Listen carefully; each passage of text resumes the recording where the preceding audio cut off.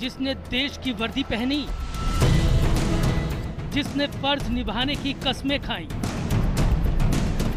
जिसने सरहदों की हिफाजत की, वही बन गया देश का नमक हराम। कभी देश की वर्दी पहनकर सीना तान कर चलने वाला आज मुल्जिमों के भेष में मुंह छिपाए खड़ा है। आरोप है कि चंद पैसों की खातिर वो देश के राज खोलने लगा, देश की खुफिया जानकारियों के बहाने लोगों को धमकाने लगा।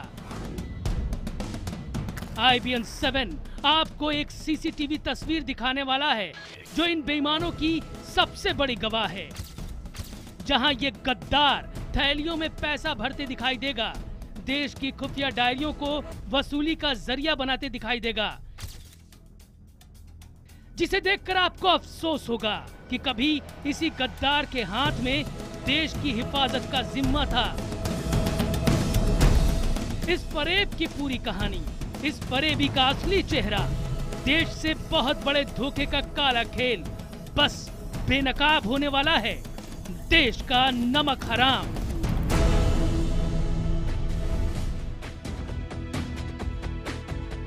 जरा सोचिए, अगर देश की हिफाजत करने वाला ही बेईमान हो जाए तो क्या होगा? क्या होगा जब देश की खुफिया जानकारी के जरिए उगाही और लूट का काला खेल खेला जाए? आज हम आपके सामने एक ऐसी ही सच्चाई लेकर आ रहे हैं। कहानी जुड़ी है NIA यानी नेशनल इन्वेस्टिगेशन एजेंसी के एक जवान से, जिसने अहमदाबाद में एक व्यापारी को खुफिया इनपुट का हवाला देकर पैसों की उगाही की। उसे डरा धमकाकर 1, 2, 3, 4 हजार नहीं बल्कि 60 लाख रुपए लूट लिए। लेकिन यह चालाक बनने वाला शख्स भूल गया कि व्यापारी के दफ्तर में एक CCTV कैमरा लगा है जो सब कुछ देख रहा है, जो सब कुछ रिकॉर्ड कर रहा है। हम आपको इस काले खेल का पूरा सच बताएंगे, लेकिन आगे बढ़े पहले आपको दिखाते हैं CCTV में कैद हुई ये चौंकाने वाली कुछ तस्वीरें।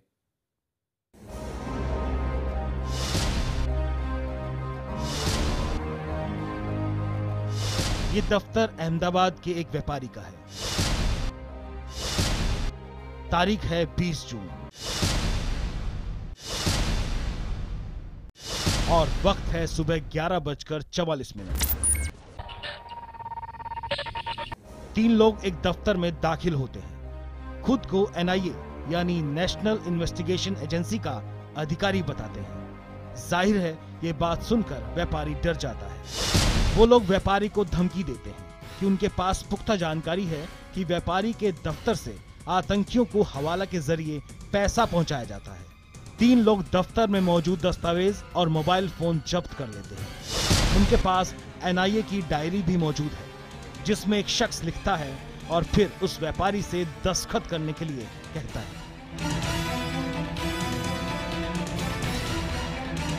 डर की वजह से वो व्यापारी साइन भी कर देता है।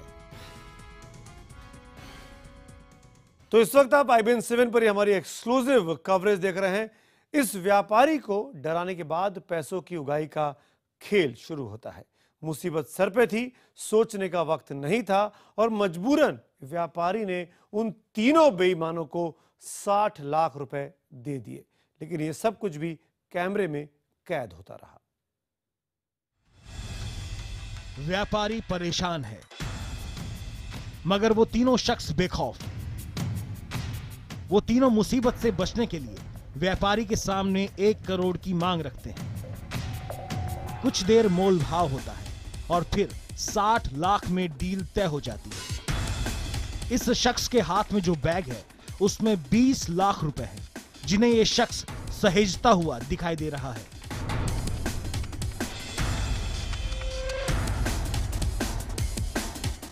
जबकि टेबल के नीचे की तरफ एक दूसरा बैग पड़ा है जिसमें 40 लाख रुपए हैं। व्यापारी के सामने ही ये तीनों पूरे इत्मीनान से पैसे गिनते हैं और फिर नोटों की गड्डियां बैग में रख लेते हैं। धमकाते हैं, उगाही करते हैं, पैसे अपने पास रख भी लेते हैं और बैग में भरने के बाद भी ये गद्दार लगातार व्यापारी को धमकी देता रहा। व्यापारी को डराने के लिए उसने किसी को फोन भी लगाया और ये कहता रहा कि अगर पैसे नहीं दिए तो व्यापारी को गिरफ्तार किया जाएगा। सफारी सूट में पूरी ठाठ से बैठा ये शख्स व्यापारी को अपना आई कार्ड दिखाता है। ये बताता है कि वो एनआईए का अधिकारी है। आपको बता दें कि इस शख्स का दाव सच है, क्योंकि वाकई इस शख्स का रिश्ता एनआईए से है। ये शख्स व्यापारी को भरोसा दिलाना चाहता है कि वो वाकई एक जांच के सिलसिले में यहां आया था और उसके पास व्यापारी के खिलाफ पुख्ता सबूत है, यानी वो चाहे तो व्यापारी पर कभी भी कार्रवाई कर सकता है। तकरीबन 15 मिनट के भीतर ही वो लोग व्यापारी को डरा धमकाकर 60 लाख रुपए वसूल लेते हैं।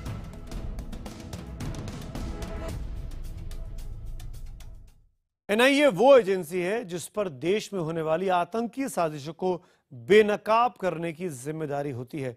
देश की सबसे प्रतिष्ठित जांच एजेंसियों में एनआईए की गिनती होती है। एनआईए के लिए जो लोग चुने जाते हैं उनकी साख, आन बान, उनकी प्रतिष्ठा काफी ऊंची होती है, इसीलिए उनको एनआईए में अपॉइंटमेंट मिलता है, उनकी नियुक्ति होती है।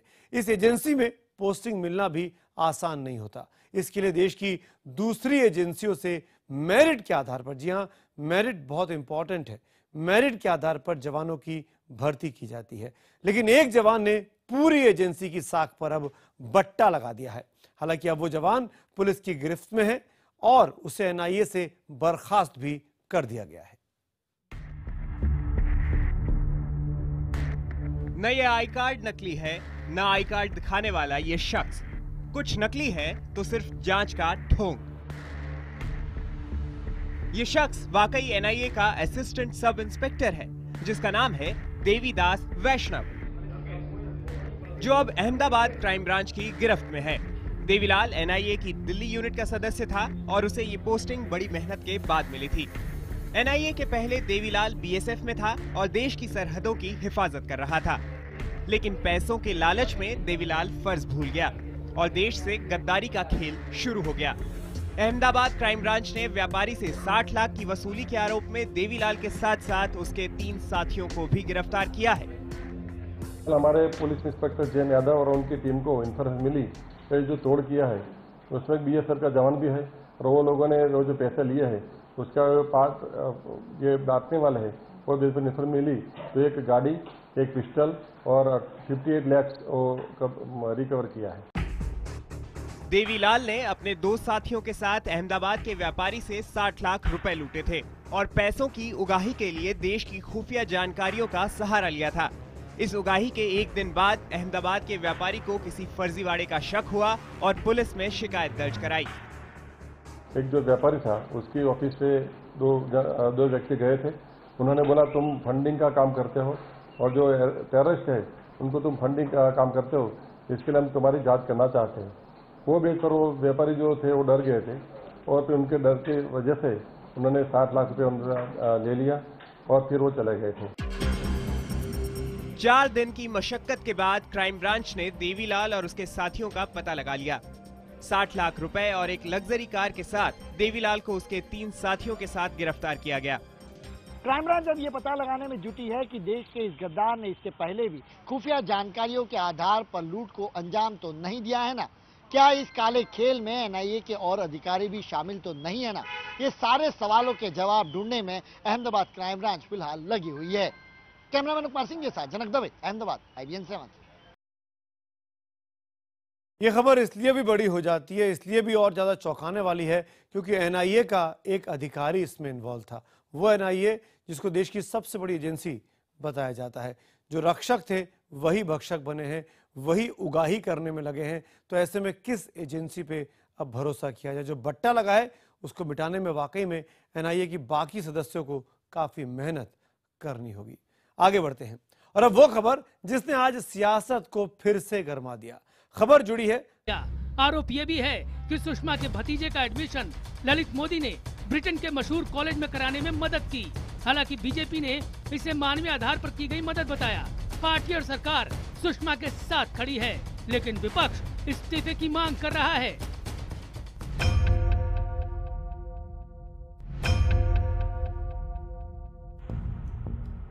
मानव संसाधन विकास मंत्री स्मृति ईरानी पर आरोप है कि उन्होंने अलग अलग साल में चुनाव आयोग को अपनी डिग्री को लेकर अलग अलग जानकारी दी। 2004 में लोकसभा चुनाव से पहले उन्होंने चुनाव आयोग को दिए हलफनामे में बताया कि वो दिल्ली यूनिवर्सिटी से पत्राचार से बीए पास हैं। 2011 में गुजरात राज्यसभा चुनाव से पहले दिए हलफनामे में उन्होंने बताया कि बीकॉम पार्ट 1 की पढ़ाई उन्होंने दिल्ली यूनिवर्सिटी के स्कूल ऑफ करस्पॉन्डेंस से की है। 2014 में लोकसभा चुनाव से पहले उन्होंने बताया कि उनकी बीकॉम पार्ट 1 की पढ़ाई दिल्ली यूनिवर्सिटी के स्कूल ऑफ ओपन लर्निंग से हुई है। दिल्ली की कोर्ट में इसके खिलाफ अर्जी दाखिल हुई, जिसे कोर्ट ने स्वीकार कर लिया। अब विपक्ष स्मृति को बर्खास्त किए जाने की मांग कर रहा है।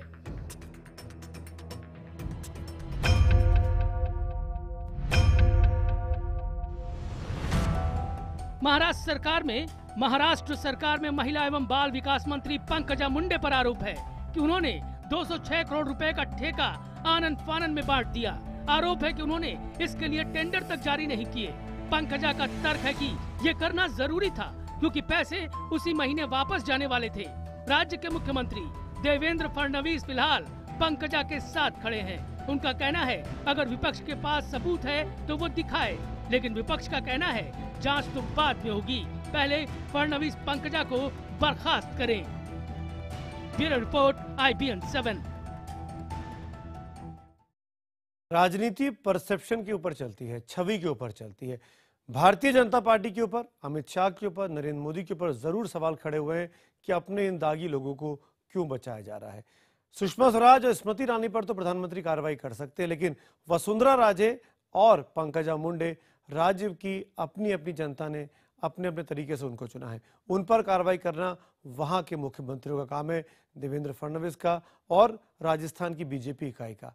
क्या कदम उठाएंगे, क्या बीजेपी इस बारे में सोचेगी? क्योंकि बाकी दो लोग प्रधानमंत्री के सीधे रिपोर्ट नहीं कर रहे हैं, पर बीजेपी की छवि जरूर खराब हो रही है। अमित शाह को इस पर कुछ जरूर सोचना चाहिए। आगे बढ़े, एक और खबर, बात कुदरत की। कुदरत जब अपने पर आए तो इंसान की कोई भी साथ नहीं। गुजरात, उत्तराखंड और कश्मीर में कुदरत फिर से नाराज हुई है। बारिश और बाढ़ के बाद सबसे दर्दनाक तस्वीरें गुजरात से आई हैं, जहां सड़कें पानी में समा गई हैं तो रेल की पटरियां हवा में झूलती दिखाई दे रही हैं। मलबा बने मकान, हवा में रेल ट्रैक, बह गया फार्म हाउस। भारी बारिश का ये कहर बरपा है गुजरात में। इन तस्वीरों को देखकर ही आप अंदाजा लगा सकते हैं कि तबाही कितनी भयानक रही होगी। दिल दहला देने वाली ये तस्वीरें कुदरत के गुस्से का सबसे बड़ा सबूत हैं। सबसे पहले देखिए अमरेली की ये तस्वीर। यहाँ बाढ़ ने ऐसा बवंडर मचाया कि आलीशान फार्म हाउस जमींदोज हो गया। 30 फुट से भी ज्यादा पानी हजारों पेड़ के साथ सब कुछ बहा ले गया। ये फार्म हाउस था महेश भाई गोस्वामी का। अब ये कह रहे हैं कि करीब करीब 30 से 35 फुट पानी बहुत तेजी से बहकर यहाँ आया था और पूरी तरह से ये जो फार्म है इसको साफ कर दिया गया। हम महेश भाई से भी इस बारे में बात करते हैं। महेश भाई, आप यहाँ कितने सालों से मेहनत कर रहे थे, क्या क्या बोया था और क्या नुकसान हुआ है? सर जी, मैं कम से कम 15 साल से यहाँ मेहनत कर रहा हूँ और मेहनत करके मैं कम से कम 7 साल से तो मैं वो चंदन का झाड़ बोया था। वो सब चंदन का झाड़ चला गया। देखो, आप जो देख रहा है ना, वो सब चंदन का बिल्कुल झाड़ ही है ही नहीं। अब चलिए सौराष्ट्र, जहाँ बारिश में लोगों के घर, मकान सब कुछ मलबे में तब्दील हो गए। सब चला गया। और सामान तो कहाँ है, वो तो दिखता ही नहीं, कहाँ चला गया वो कुछ मालूम नहीं। तीसरी तस्वीर है बिस्वादर सोमनाथ रेल ट्रैक की। आप देख सकते हैं कि बाढ़ का पानी तो निकल गया, लेकिन ट्रैक हवा में झूले की तरह लटका हुआ है। ये रेल की जो पटरी है ये मेरे सर के ऊपर है। ये विसावदर सोमनाथ के बीच वाला जो रेलवे लाइन है, ये इसके विजुअल्स है। आप देख सकते हैं कि जो बाढ़ आई थी शेत्रुंजी रिवर के ऊपर भावनगर डिस्ट्रिक्ट में, अमरेली में, ये पूरा जो पिलर्स है उसको ये धोकर लेके गई। रेलवे ट्रैक जो है, पटरी है जो है, इसको पूरी तरह से एक्सपोज कर दिए। उत्तराखंड में भी भयानक बारिश। आरोप ये भी है कि सुषमा के भतीजे का एडमिशन ललित मोदी ने ब्रिटेन के मशहूर कॉलेज में कराने में मदद की। हालांकि बीजेपी ने इसे मानवीय आधार पर की गई मदद बताया। पार्टी और सरकार सुषमा के साथ खड़ी है, लेकिन विपक्ष इस्तीफे की मांग कर रहा है।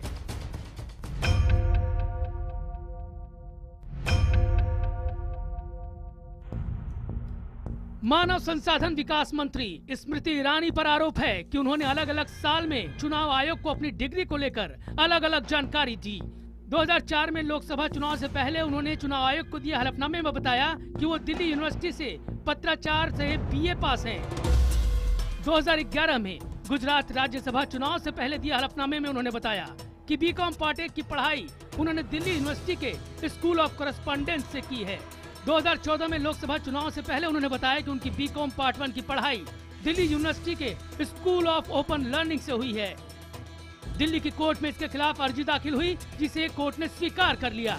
अब विपक्ष स्मृति को बर्खास्त किए जाने की मांग कर रहा है।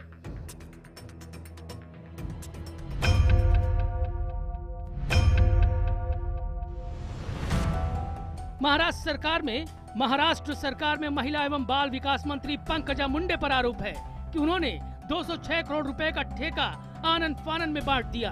आरोप है कि उन्होंने इसके लिए टेंडर तक जारी नहीं किए। पंकजा का तर्क है कि ये करना जरूरी था क्योंकि पैसे उसी महीने वापस जाने वाले थे।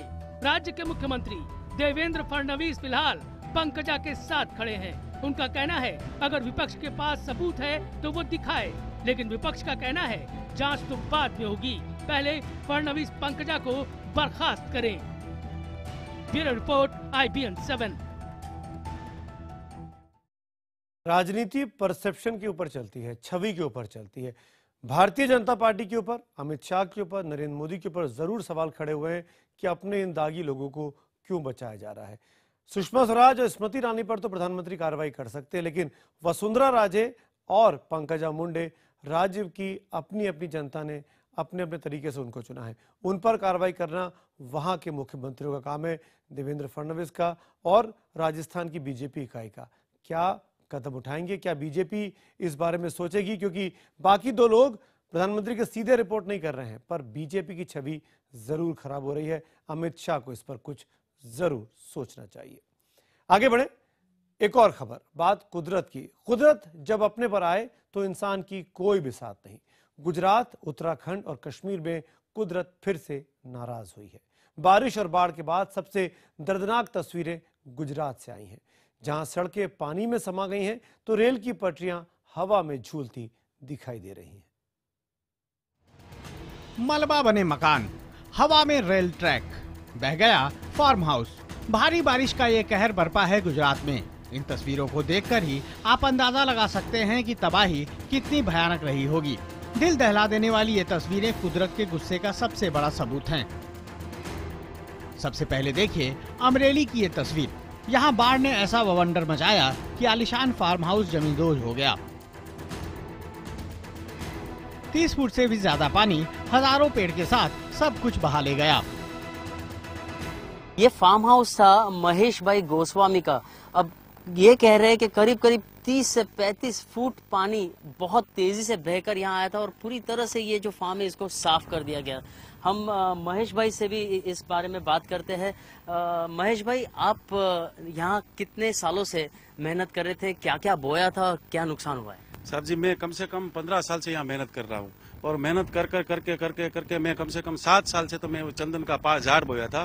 वो सब चंदन का झाड़ चला गया। देखो आप जो देख रहा है ना, वो सब चंदन का बिल्कुल झाड़ ही है ही नहीं। अब चलिए सौराष्ट्र, जहां बारिश में लोगों के घर, मकान सब कुछ मलबे में तब्दील हो गए। सब चला गया। और सामान तो कहाँ है वो तो दिखता ही नहीं, कहाँ चला गया वो कुछ मालूम नहीं। तीसरी तस्वीर है बिस्वादर सोमनाथ रेल ट्रैक की। आप देख सकते हैं कि बाढ़ का पानी तो निकल गया, लेकिन ट्रैक हवा में झूले की तरह लटका हुआ है। ये रेल की जो पटरी है ये मेरे सर के ऊपर है। ये विसावदर सोमनाथ के बीच वाला जो रेलवे लाइन है, ये इसके विजुअल्स है। आप देख सकते हैं कि जो बाढ़ आई थी शेत्रुंजी रिवर के ऊपर भावनगर डिस्ट्रिक्ट में, अमरेली में, ये पूरा जो पिलर्स है उसको ये धोकर लेके गई। रेलवे ट्रैक जो है, पटरी है जो है, इसको पूरी तरह से एक्सपोज कर दिए। उत्तराखंड में भी भयानक बारिश, बाढ़ और लैंडस्लाइड में पूरी जिंदगी जैसे ठप हो गई है। जो जहां है वही अनजाने डर के साए में खुद को महसूस कर रहा है। देवभूमि में आसमानी आफत ने न सिर्फ 4 धाम यात्रा रोकी, बल्कि कैलाश मानसरोवर यात्रा पर भी फिलहाल ब्रेक लग गया है।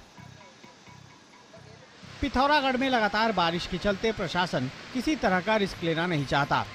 बारिश थमने के बाद ही तीर्थयात्रियों को आगे जाने दिया जाएगा। 2 दल तो इस समय चाइना बॉर्डर के अंदर हैं और जहां तक तीसरे दल की बात है वो गोंजी में रोका गया। आज उनका मेडिकल वगैरह होना है और चौथा दल धारचूला में है जिसको आज मूव करना था मॉर्निंग, लेकिन बारिश को देखते हुए अभी वेट किया जा रहा है कि अगर मौसम सही होता है तभी उन्हें मूव कराएं आगे के लिए। रास्तों में फंसे श्रद्धालु किन मुसीबतों का सामना कर रहे हैं इसका अंदाजा भी लगाना मुश्किल है। हालात ऐसे हैं कि लोगों को सड़क पर ही खाना बनाकर गुजारा करना पड़ रहा है।